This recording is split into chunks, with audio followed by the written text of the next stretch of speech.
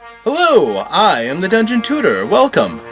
Since 2016, I've been answering your questions, giving advice and inspiration to countless gamers.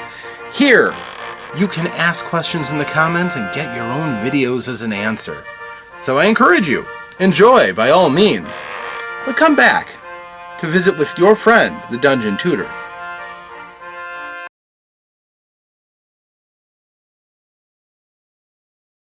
Hello my friends, welcome! I am the Dungeon Tutor. Today is day 11 of RPGaDay, and the topic for today is flavor. Now there's all different things I can talk about. Role-playing games have a flavor, they have a feel, they have a style, they have a number of things that are completely optional if the game master doesn't want them to necessarily be the way they are.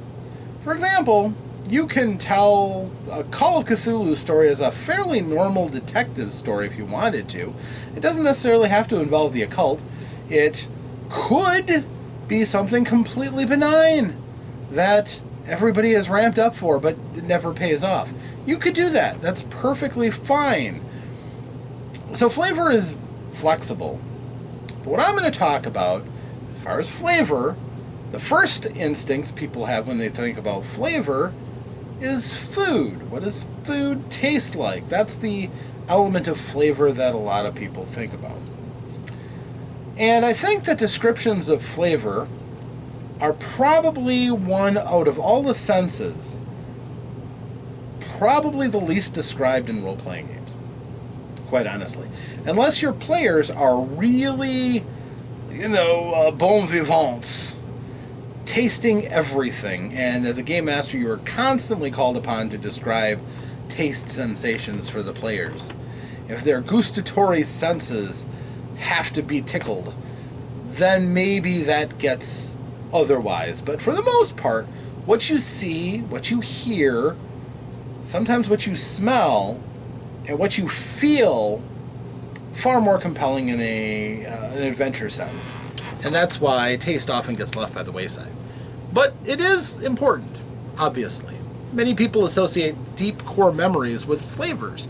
It's possible for many people to just taste something and you're transported.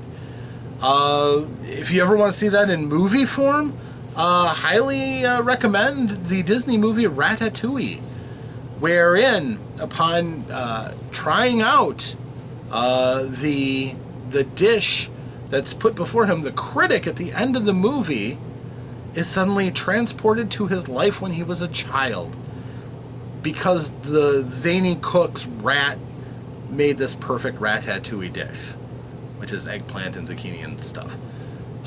Never had that. Well, these days I might have to test my cooking skills and try making that, but that's another time. But that's the sensation, and that's captured in that movie perfectly. He eats it, and all of a sudden his eyes grow wide, and he's sad as a child, and his mom puts down some ratatouille, and he associates that with feeling better. And that's really cute. Very cute. And, in general, I can understand, again, why taste doesn't get mentioned as often, and I'm as guilty as anybody. I don't always go whole hog into describing all the different foods and flavors, although I generally do try to drop elements of food. And you may be able to tell that I am somebody who very much enjoys food in all of its aspects. But one of the things that I really love about food, to take a bit of a side turn for the actual thrust of this video, I love the idea that food is so closely tied into our social gatherings. To the point that oftentimes in my groups will involve food in some way, shape, or form. Somebody will probably bring something. As a matter of fact, for several of my sessions, my players bring their supper and eat it here with their friends. And we don't even really usually one-up who's get the best meal. It's just, this is where to save time, they get their food, they bring it here, and eat it among us so that we can get right into the gaming, which is kind of nice, I'll admit. But what really singles us as a group is that every once in a while, not all the time, but one of us, possibly myself included, might get the urge to feed everybody, to get something that we all can enjoy. And occasionally it happens that like somebody gets pizzas or something. Sure, our group doesn't do that very often though. What we're much more prone to do is have like a potluck for a holiday.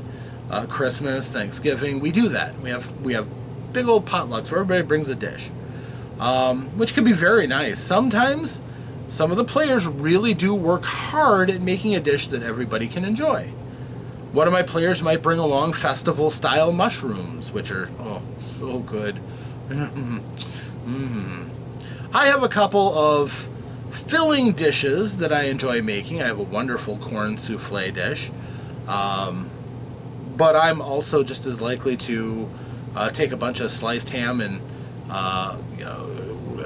bronze it in, what did I use last time? Pineapple and Dr. Pepper, I think. Boy, did that turn out tasty. And then just buns. You just make your own sandwiches. It's great. You don't need a lot of effort for a potluck either. I mean, you can, sure. I've made salads that have, involved a bit more work and stuff like that. A frog's eye salad, by the way, pretty darn good. Using frog eye pasta, little tiny pebbles, and enough whipped cream, and slivered grapes. I don't remember, but it's really tasty. I haven't made it in a while. I need to do that again soon.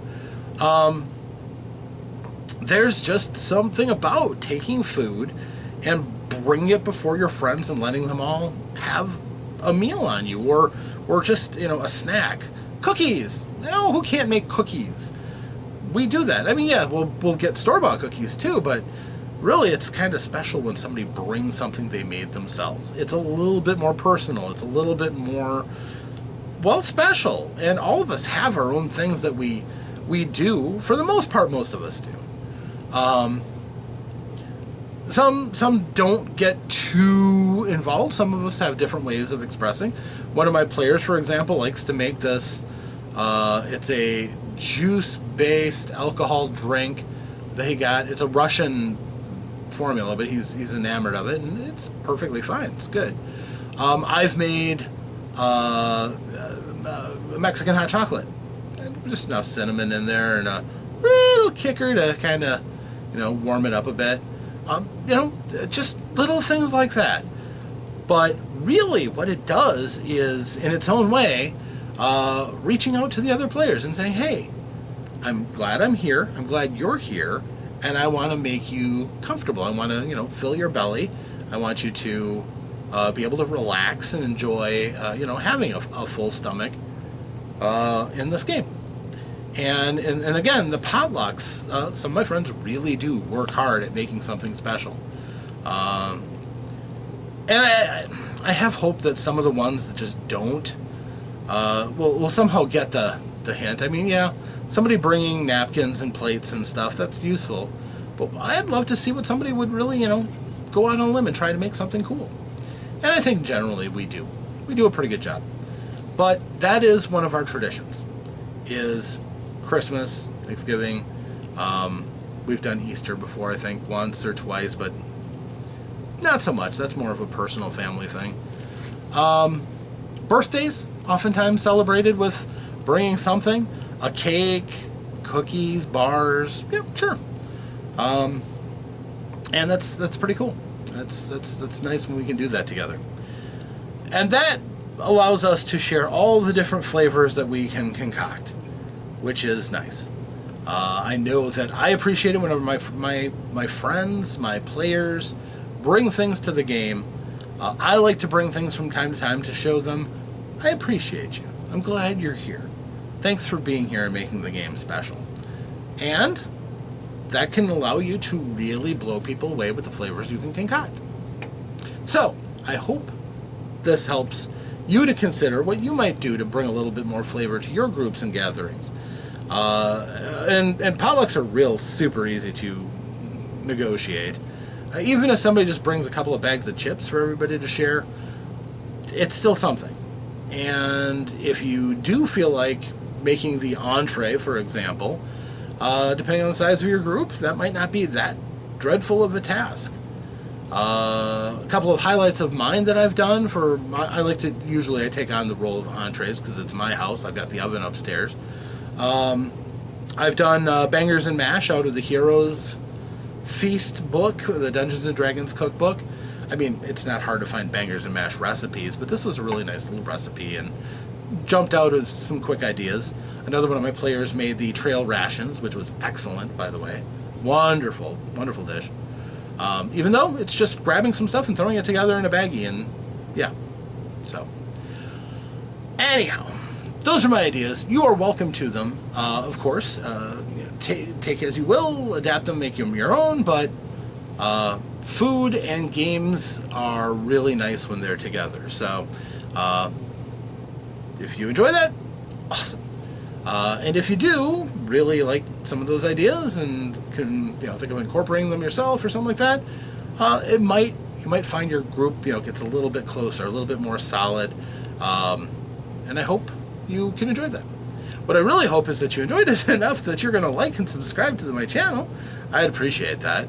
But if you do, it's mostly because I'd love to see your comments so that you give me some ideas and help build a community. And who knows, I might even make a video based on what you post. But I just really hope to see you again. I've got more videos to make. RPGaDay has still got quite a bit left to go.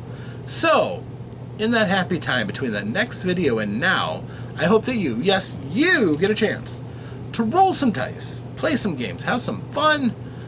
Stay safe out there, friends. Until that next time, farewell.